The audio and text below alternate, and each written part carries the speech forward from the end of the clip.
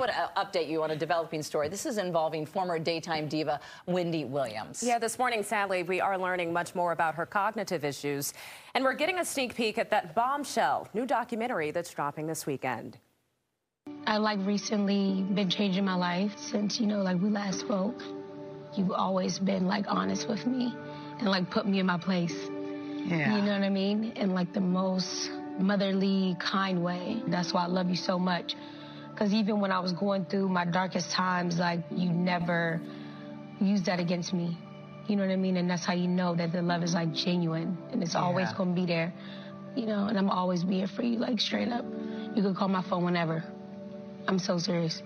And I think I'm going to be back and forth from New York, so I'm going to be coming to see you more. Well, my real name is Wendy Hunter. Hunter. Yep. Mm-hmm. And I'm divorced. Yes. He's got no money. Yeah. Yeah. Yeah. I love you. So do I. Yeah. Thank you. Gosh, it's really hard not to get emotional when you see that conversation between Wendy and Angela White, also known as Black China formerly. The documentary is called Where is Wendy Williams? But earlier this week, we learned that she's actually in a treatment facility. And then yesterday, we found out why. Dr. Jen Caudle is standing by to talk all about her diagnosis, the causes, symptoms, and treatment in just a moment. But first, we want to start with Steve Chenevey and what we learned in just the last 24 hours. Steve. Yeah, very interested in what Dr. Jen has to say about this. But let's get you a little backstory first of all, because Good Day's loyal fans certainly remember Wendy, a longtime friend to Fox 5, visiting us a number of times in the old studio. This particular time to celebrate 10 years of her hit talk show. And that was almost 6 years ago. It's been more than 2 years already since Wendy disappeared from the airwaves. And now we know more about why she has been MIA for so long. Her family releasing a statement yesterday saying she's been diagnosed with primary progressive aphasia and frontotemporal dementia. Now, aphasia, as the doctor will tell us in more detail, is essentially a condition that impacts your language and your communication abilities. In a lot of cases, you have to relearn that if you can. FTD is a progressive disorder. It impacts behavior and cognitive functions. Wendy's family said they've already presented, quote, significant hurdles in Wendy's life. Her family says they shared the news after careful consideration to both advocate for understanding and compassion for the 59-year-old radio and TV legend, but also to raise awareness about the conditions. And the statement ended saying Wendy can still do many things for herself, and she has kept her trademark sense of humor. It reassured fans that she is getting the proper care and thanked them for the kind thoughts and good wishes sent her way. Now, this revelation comes just days after the People magazine cover story about Wendy, and just days ahead of the new Lifetime documentary you just saw that clip from, which is called Where is Wendy Williams? Both projects are the first glimpses fans have gotten of Wendy since she left daytime TV. Again, that was 2 years ago, and she has been in that treatment facility since last April, also under the care of a court-appointed legal guardian. That documentary, Where is Wendy Williams, airs Saturday on Lifetime. However, we just learned overnight that Wendy's guardian has filed a lawsuit to try to stop it from airing.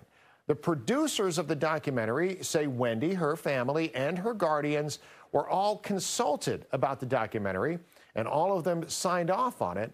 But there's still a bit of a mystery, Marissa, because Wendy is listed as an executive producer, so typically you would think she would have say over the project. Doesn't appear to be the case in its entirety. So that, unfortunately, is part of the legal argument. I know Dr. Jen's going to fill in more of the blanks now for the health argument. Thanks, Steve. Yeah, we just spoke with you, Dr. Jen, about the cognitive issues we heard about regarding Wendy. Now we have deeper insight into the specific conditions. What say you about this form of dementia as well as aphasia? Yeah, well, I think it was actually helpful that you and I had this conversation yesterday about, okay, what could be going on? One of the things I mentioned is a potential for a neurodegenerative condition. And overnight, we found out that she does have something called frontotemporal dementia. Now, very briefly, it's a rare form of dementia, okay? And the thing about frontotemporal dementia, or FTD, is that it affects only certain parts of the brain, which is why we are seeing and hearing about some of the symptoms she apparently has. So it affects the frontal lobe, which is the front, and the temporal lobes, which is like the side of the brain. Every part of the brain does different things in terms of how we function. Now, damages to these parts of the brains causes problems in our thinking and our behavior, may cause unusual behaviors, emotional problems, trouble communicating, challenges with work, problems walking, talking, etc. Even some of the symptoms, I have to say, that we saw in that brief clip, which, by the way, is heartbreaking. And something else I'll just add before I let you jump back in is, again, this is a rare form of dementia. There have been other celebrities in the last couple of years that have come out with this dementia, but this is a dementia that tends to occur at younger ages. We know that Wendy Williams, I believe, is like 59. 60% of people with FTD or frontotemporal dementia are between 45 and 64 years old, which is young. So it's pretty sad. And we know that Bruce Willis is one of the celebrities you just mentioned. So what are the treatment options, the prognosis, everything moving forward within the next, say, 5 to 10 years? Well, you know, I always have to say this, you know, I'm not her doctor, and I'm sure and hopeful, rather, that she's receiving excellent and top-of-the-line medical care. Dementia in general can be tough, frontotemporal dementia as well. There is no cure, meaning there is no pill or thing we can give to make it go away. What we have to do is try to manage the symptoms, help support the person, help get them all the resources that they need. That may include medications that may help either this dementia or other forms, but again, it's not curative, may help other symptoms she might have, whether it's problems sleeping or problems with some of her moods or things like that, if that's going on, whether it's physical therapy, occupational therapy, you know, a number of resources to help her very likely is what's going to be needed, as it is for other patients. But it can be tough for patients. You know, it's one of these things, and you know, I always like to say we certainly wish her and others well. But, you know, as those who know, who have dementia or have loved ones with dementia, dementia can be a tough condition for not only the person, but the family as well. Absolutely. Well, thank you so much for your time and your expertise on the matter. And we here certainly wish her all of the best. Dr. Jen Caudle, thanks for joining us here on Good Day, DC. Thank you. All right, Stephen. Yeah, this is just one of the, it's just so hard to fathom how fast things are moving in this story. And you just can't help but think about all of this happening while she is not even cognizant to make hard decisions about what's happening in her life. You just got to feel for her and her family in this time period. But I'm just so thankful for Dr. Jen just being able to clear all that up for us.